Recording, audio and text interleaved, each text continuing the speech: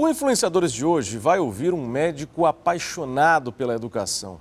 Ele nasceu em Fortaleza, graduou-se em Medicina pela Universidade Federal do Ceará. Tem mestrado em Nefrologia pela Universidade do Estado do Rio de Janeiro e doutorado em Nefrologia pela Universidade Federal de São Paulo. É também pós-doutorado em Imunologia de Transplantes pela Universidade René Descartes de Paris. Mas foi na Universidade Federal do Ceará que esse médico despertou a paixão pela educação. Ele é professor da UFC desde 1981 e nos últimos 3 anos tem ocupado o posto máximo da principal universidade do estado do Ceará. Aqui ao meu lado, o reitor da UFC, professor Henri de Holanda Campos. Tudo bem, professor? Seja bem-vindo ao Influenciadores.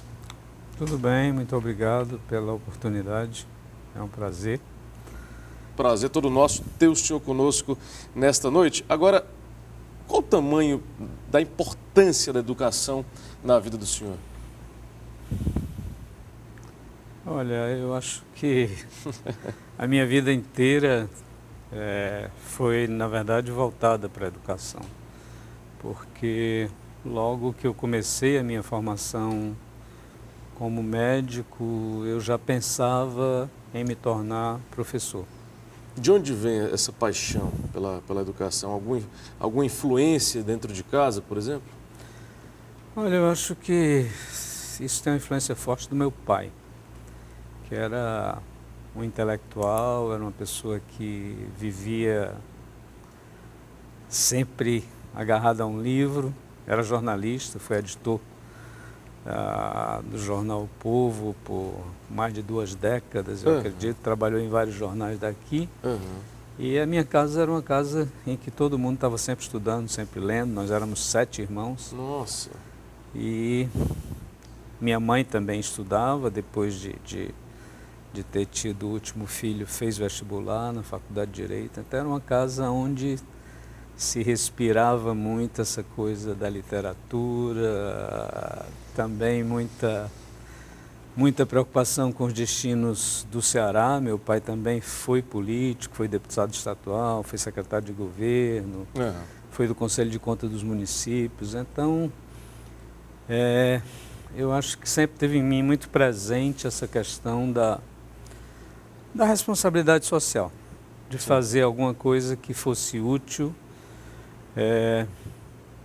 e que pudesse influenciar a vida das pessoas e contribuir também para que a gente tivesse uma sociedade mais justa, menos desigual. Esse também foi um conceito que assim sempre foi muito forte na minha formação, né? Foi essa orientação para sempre que possível ajudar os outros porque na vida tudo é questão de oportunidade, né? Todos nós somos igualmente capazes desde que tenhamos acesso aos meios. E a educação é o que tem o poder realmente de transformar vidas, de transformar o mundo, né? Então, essa inspiração vem um pouco desse ambiente doméstico e aos poucos foi se fortalecendo, porque naturalmente os seus grupos de amigos, as suas preferências, as suas leituras vão se encaminhando nessa direção e a sua formação também começa a ter um foco, começa a ter um direcionamento. Né? Eu vou só perguntar para o senhor, com certeza quem está nos assistindo agora deve estar curioso. O senhor falou muito do seu pai, mas pode falar o nome dele para matar essa curiosidade de quem está em casa nos assistindo agora. Meu pai era o jornalista Pádua Campos, foi presidente do sindicato, jornalista, foi presidente da CI, uma figura bastante conhecida e, sobretudo, muito respeitada. Agora, naquela época, e a gente vai falar mais sobre a educação ao longo do programa de hoje, professor, mas a medicina sempre foi a primeira opção do senhor, ou seja, naquele momento que todo jovem, o senhor sabe bem disso, sabe com propriedade disso, todo jovem passa por aquele momento de incertezas, de dúvidas, sempre foi a sua primeira opção a medicina, ou o senhor chegou a pensar em outro curso, até por viver dentro de um ambiente muito intelectual, de muita leitura, como o senhor falou? Olha, eu acho que essa foi outra influência muito forte do meu pai. Acho que se ele pudesse, todos os filhos teriam sido médicos. Nossa, os Nós 7 somos filhos. 7 Aham. e 3 são médicos. É um peso considerável. Mas eu, num certo momento, em que era aluno do Colégio Militar, pensei, durante um certo tempo, em seguir a carreira militar. Uhum. Talvez ir para a escola, para a Marinha, para a escola naval. Mas isso depois, realmente, a escolha pela medicina ficou muito evidente. E aí o senhor escolhe o curso de medicina e se forma no ano de 1975. Isso, é. E aí logo em seguida o senhor decide seguir para o Rio de Janeiro para fazer o que exatamente, professor? Fazer residência médica numa especialidade que é uma especialidade difícil, porque é a nefrologia, onde você estuda as doenças renais, e o rim é um órgão que, quando acometido, ele compromete todo o organismo. Sem dúvida. Então, você, para ser um bom nefrologista, obrigatoriamente você tem que ser um bom clínico. Então, essa noção de ver o paciente como um todo, de vê-lo de uma maneira integrada, né, sempre me atraiu muito. E a escolha da nefrologia vem daí, vem também porque era uma especialidade, naquela época, ainda com poucos profissionais. Aqui no Ceará, inclusive? Aqui no Ceará, inclusive, bons profissionais, mas poucos. E com um desafio muito grande na implantação das políticas públicas para tratamento do paciente renal crônico. Poucos programas de hemodiálise, praticamente inexistência de transplante renal. Quando eu era estudante não existia o transplante renal. Não existia. Então fui fazer medicina, fui fazer a residência médica no Rio, na UERJ, que era um grande centro de nefrologia. E depois segui essa carreira na profissão, completando com um doutorado, que na verdade o doutorado ele foi cumprido, a parte de créditos ele foi feita na França, eu passei 4 anos e meio. E a gente vai falar sobre isso também no programa. Trabalhei muito e já comecei a trabalhar com transplante. Tive uma sorte enorme porque na França eu tive todas as oportunidades que a minha geração tinha.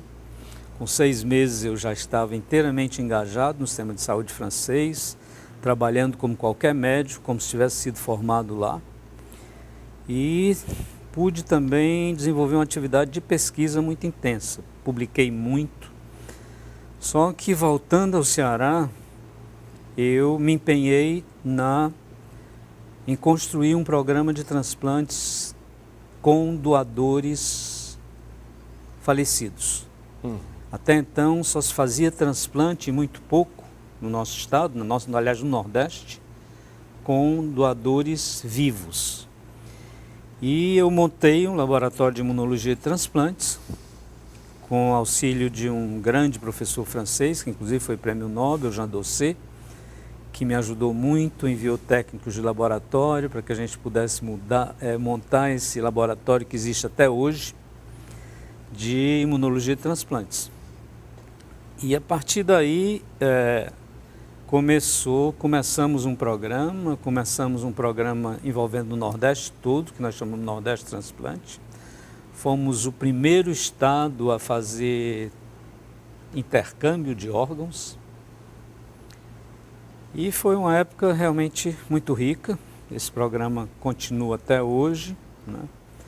E daí depois, ao transplante de fígado, vieram se juntar outros transplantes e é uma área também que eu trabalhei muito. Tive uma militância muito grande sempre nessa área de saúde, de políticas de saúde, tanto na nefrologia, nas questões relativas à diálise inicialmente, como no transplante. Fui presidente da Associação Brasileira de Transplante de Órgãos, vice-presidente, secretário, tesoureiro, enfim, ocupei todos os cargos, permaneci muito tempo lidando com essa política E tive muita sorte porque foi na minha gestão, como presidente da Associação Brasileira de Transplante de Órgãos, que foi construída, que foi efetivada a atual Política Nacional de Transplantes. Não que seja um mérito meu, isso a gente já vinha construindo, Sim. mas tivemos uma oportunidade muito grande quando o ministro da Saúde era o José Serra, que deu toda a atenção à questão, escutou todos os aspectos técnicos e tudo que nós indicamos que deveria ser colocado e que deveria compor a lei dos transplantes foi aceito por ele. E hoje nós continuamos tendo uma das relações mais avançadas do mundo, né? Hoje o Brasil é um exemplo. Sim. Em transplante de órgãos, né? Mais de 90% deles feitos pelo SUS, inteiramente gratuitos, fornecimento de medicamentos que estão disponíveis nos grandes centros e hoje uma política disseminada praticamente no país inteiro, nas várias regiões. Agora, eu queria só voltar um pouco, o senhor falava aí que morou no Rio, morou em São Paulo. O senhor poderia ter continuado a viver no Sudeste? O senhor pensou naquele momento em fazer uma carreira no Rio ou em São Paulo, em permanecer naquela região do país? Olha, no Rio eu acho que sim, porque quem mora, quem estuda no Rio não deixa de ficar seduzido por aquela cidade, né? E naquela época o Rio era uma cidade muito tranquila. Eu tinha um carrinho que eu deixava estacionado na rua, nunca fui assaltado. Não acontecia nada. Não acontecia nada. E assim, tinha uma relação muito boa na universidade, teria tido a oportunidade, mas aí o meu pensamento já era ir para a França. Na França, sim, eu fiquei muito balançado para ficar, porque tive propostas, estava fazendo uma bela carreira, mas a minha esposa, então, nessa época, não queria ficar. O Ceará sempre falou mais alto?